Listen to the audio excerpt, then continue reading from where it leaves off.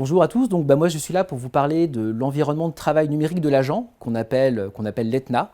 qui est un projet d'ambition interministérielle qui vise à proposer aux agents différents outils pour leur permettre de travailler quelles que soient leurs conditions d'exercice, c'est-à-dire au bureau, en télétravail, en situation de nomadisme, fournir des moyens de travailler, de communiquer tous ensemble.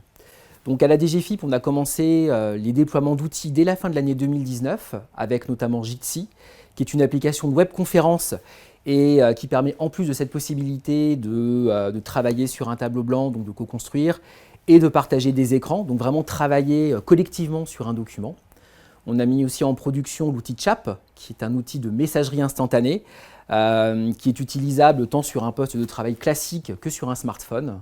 Et on a mis aussi en production l'outil Escale V2, qui est un outil d'échange de pièces jointes volumineuses, et cela jusqu'à 2 gigaoctets. Donc tout ça s'est déroulé en fin d'année 2019, ce qui s'est avéré particulièrement utile, vu les conditions d'exercice compliquées qu'on a pu avoir début 2020 avec le confinement. Pendant cette période de confinement, on a continué de travailler sur l'ETNA en offrant aux agents une messagerie type webmail, donc disponible à travers le portail internet de la gestion publique, le PIGP. Et donc cette période nous a vraiment montré que ces différents outils étaient pour nous fondamentaux. Donc on va mettre en production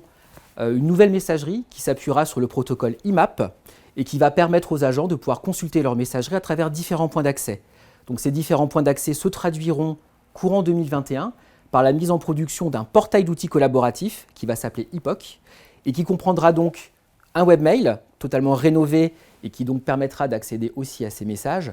un agenda partagé, un outil de sondage et un outil de pilotage basé sur la méthode Kanban.